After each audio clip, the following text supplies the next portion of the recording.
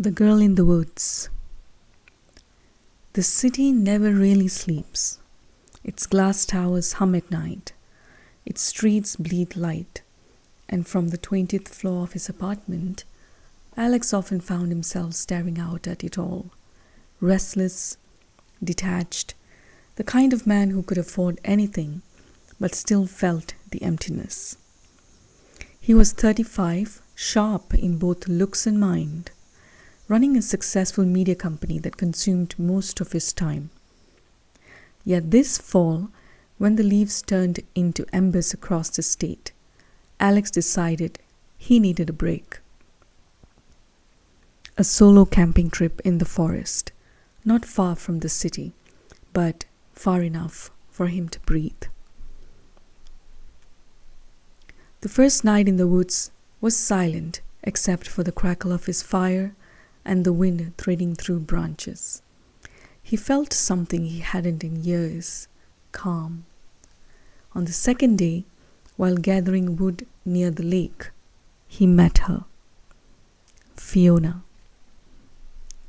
She was young, maybe mid-20s, with a warmth in her eyes that contrasted the cool edge of the season. They spoke easily, like old friends rediscovering one another. She told him she'd recently been disowned by her family, a falling out that left her rootless. Alex didn't pry, but something in her voice, hurt hidden beneath her smile, made him listen harder. For the next 2 days, their paths kept crossing. A conversation here, a shared meal by the fire there, and then, just as quickly as she appeared, Fiona was gone. Back in his sleek steel and glass apartment, Alex couldn't shake her from his mind. The city buzzed beneath him, but it felt hollow without the sound of Fiona's laughter in the woods. On the third night, as he was pouring himself a drink, there was a knock on his door. When he opened it, Fiona stood there. She smiled as though she'd been expected, and though Alex's heart jumped at the impossibility, he didn't question it. He let her in. They talked long into the night before going out for dinner at a quiet corner restaurant.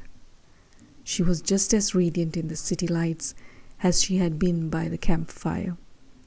When he offered her his guest room for the night, she accepted without hesitation. The next morning, Alex was busy packing for a business trip out of state.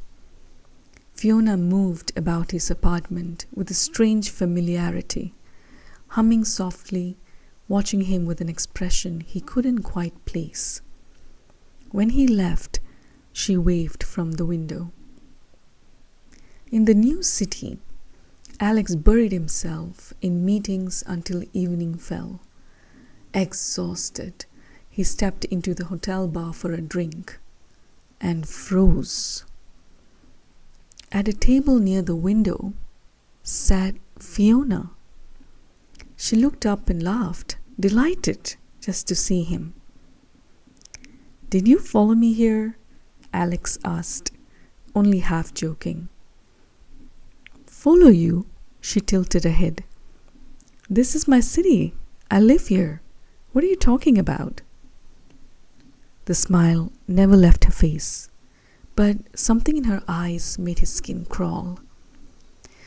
"That's not possible," he said slowly.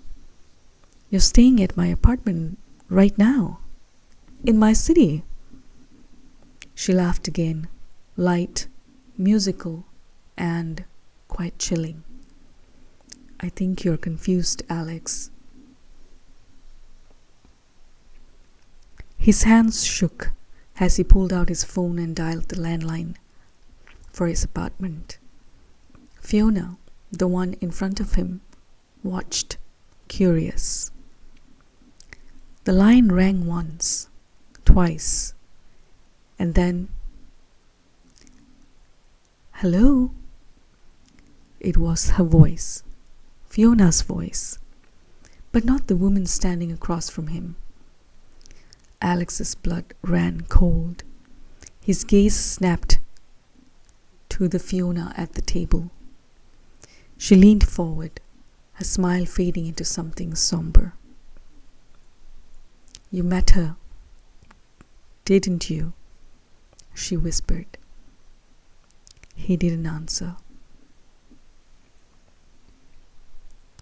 She pulled a worn photograph from her purse and slid it across the table. In it, he saw two young women stood in front of the very lake where he'd camped, identical, smiling, alive. "My sister," Fiona said softly. Her name was Elise. She died 5 years ago in those same woods. The same woods where we met.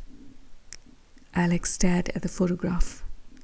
The girl beside Fiona, Elise, was the one who had knocked on his apartment door, the one who had stayed in his guest room, the one who was still in his home. The Fiona before him continued, her voice low. "She always loved the forest, even after the accident. Sometimes I feel she never really left. People say spirits cling to places they can't move on from. Maybe she found you there. Maybe she wanted a life she lost." Alex's breath caught in his throat. The bar seemed to shrink away, shadows closing in. His phone trembled in his hand. "Who?" he said. "Is in my apartment." Fiona's eyes glistened.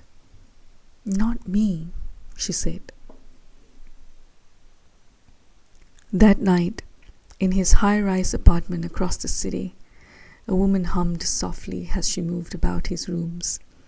She wore his guest robe, and she touched his belongings as though they were hers, and waited by the window for him to come home.